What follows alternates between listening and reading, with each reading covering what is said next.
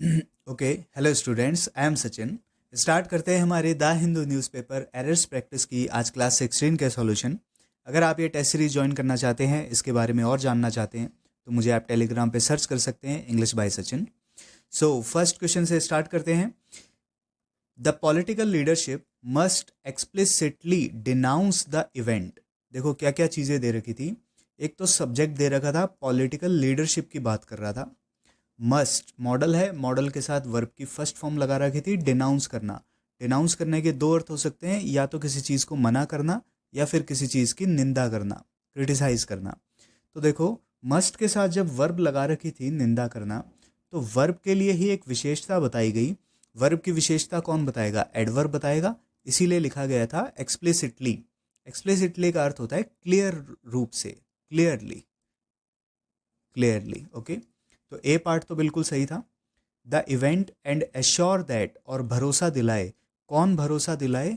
Political leadership भरोसा दिलाए। तो लीडरशिप जो है सिंगुलर था, सिंगुलर सब्जेक्ट था, इसीलिए यहाँ पे सिंगुलर वर्ब लेगा, एश्योर्स दैट।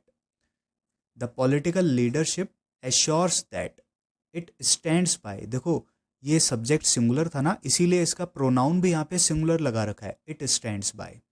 इससे भी आप अंदाजा लगा सकते थे कि यहाँ पे एश्योर्स आएगा। ओके, सेकंड क्वेश्चन पे चलते हैं।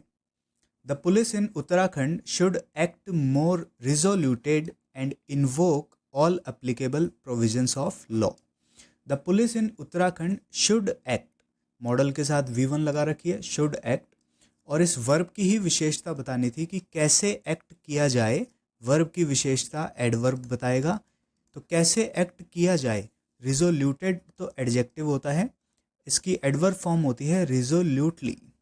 रिजोल्यूटली का अर्थ होता है दृढ़ता से, कि और कठोरता से पुलिस को एक्ट करना चाहिए। Police should act more resolutely. और इन्वोक करने का अर्थ होता है लागू करना। एक इसका अपोजिट होता है रिवोक करना। रिवोक करना मतलब खत्म कर देना। तो यहाँ पे हो जाएगा रिजोल्यूटली। थर्ड क्वेश्चन पे चलते हैं। The Madhya Pradesh legislative assembly on Thursday unanimously, unanimous पहले भी आ चुका है, बिना किसी दिक्कत के, बिना किसी विरोध के, यूनैनिमसली पास्ड ए रिजोल्यूशन। देखो यहाँ पे एक रिजोल्यूशन को पास किया गया, तो पास करना वर्ब थी, इसीलिए इस वर्ब की विशेषता यहाँ पे एडवर्ब बता रहा था। Unanimously passed a resolution stating that no panchayat election will held. तो पंचायत इलेक्शन खुद थोड़ी हो जाएगा, इसको करवाया जाएगा ना इलेक्शन को। तो ये फॉर्मेट पैसिव वॉइस में आना चाहिए था, इसीलिए हम यहाँ पे क्या लगाएंगे? Will be held. No panchayat election will be held in the state.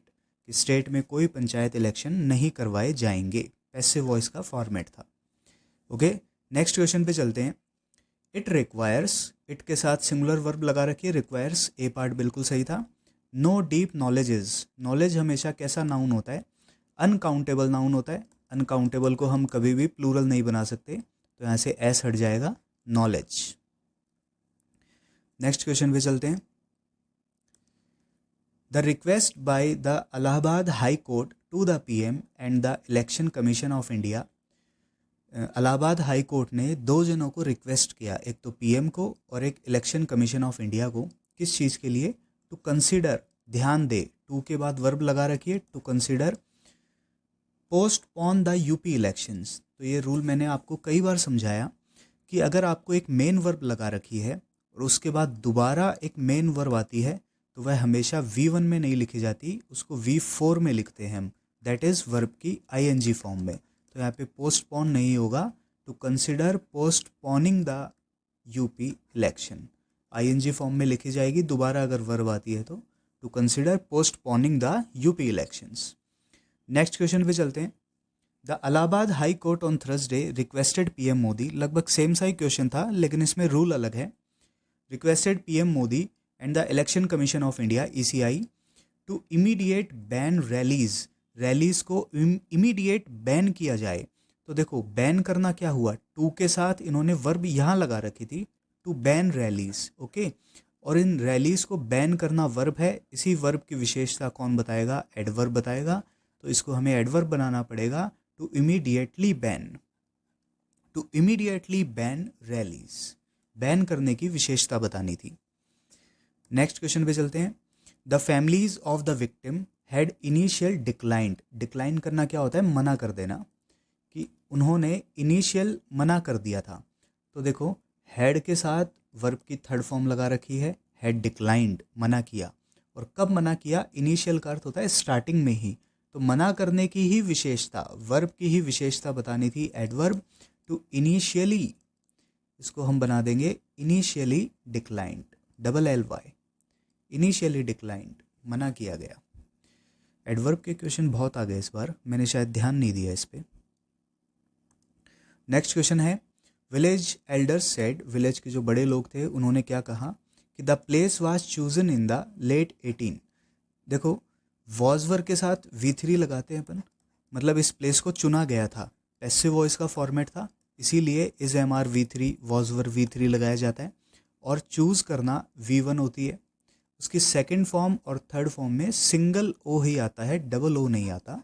ये चूजन, ये कोई शब्द ही नहीं होता। V3 आपको लगानी थी single O, was chosen in the late. Next question था, why is it so difficult. देखो WH के साथ अगर हेल्पिंग वर्ब लगा रखी है तो आगे जाके हमेशा इंटेरोगेटिव फॉर्मेट बनेगा, सवाल पूछेगा कि why is it so difficult for the army and the government, कि इन दोनों जनों के लिए इतना डिफिकल्ट क्यों है। क्या चीज़? टू एडमिट करना। क्या एडमिट करना? अपनी गलती को स्वीकारना। तो किसकी गलती की बात कर रहा था? For the army and the government, दो जने हो गए, तो इन दोनों की गलती प्रोनाउन बताएगा, इट्स नहीं आएगा, क्या आ जाएगा? देयर। सिंगुलर नहीं आएगा, प्लूरल प्रोनाउन आएगा, क्योंकि हमारा सब्जेक्ट भी कैसा था? प्लूरल ही था, for the army and the government. और लास्ट क्वेश्चन है हमारा, वन पर्सन वॉज किल्ड। देखो वॉज वर्ब के साथ V3, मतलब ये पैसिव वॉइस है, किसी और के द्वारा इसे मारा गया है। एंड 6 पर्सन्स वर इंजर्ड, दोबारा पैसिव वॉइस, किस चीज़ में इंजर हो गए ये लोग? इन ए एक्सप्लोजन, एक एक्सप्लोजन में, बॉम्ब ब्लास्ट में। बॉम्ब ब्लास्ट तो नहीं कह सकते, एक्सप्लोजन किसी भी तरह का हो सकता है। तो एक्सप्लोजन वॉवल साउंड आ रही है, इसीलिए हम आर्टिकल ए नहीं लगाएंगे, इन एन एक्सप्लोजन। ओके, तो आपको AEIOU वर्ड नहीं देखना होता, साउंड देखनी होती है। और कभी मैं आर्टिकल चैप्टर के कुछ रूल्स करवाऊंगा आपको, उसमें ये और क्लियर करवा दूंगा। बहुत इजी तरीका है ए और एन लगाने का। सो ख़त्म होते हुए अपने क्वेश्चन, कोई डाउट हो तो कमेंट सेक्शन में डाल देना।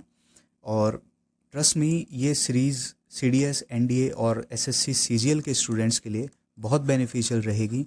10 क्वेश्चन आते हैं आपके, 10 के 10 क्वेश्चन सही हो जाएंगे अगर आप डेली प्रैक्टिस करते हो मेरे साथ। Okay, so thank you so much.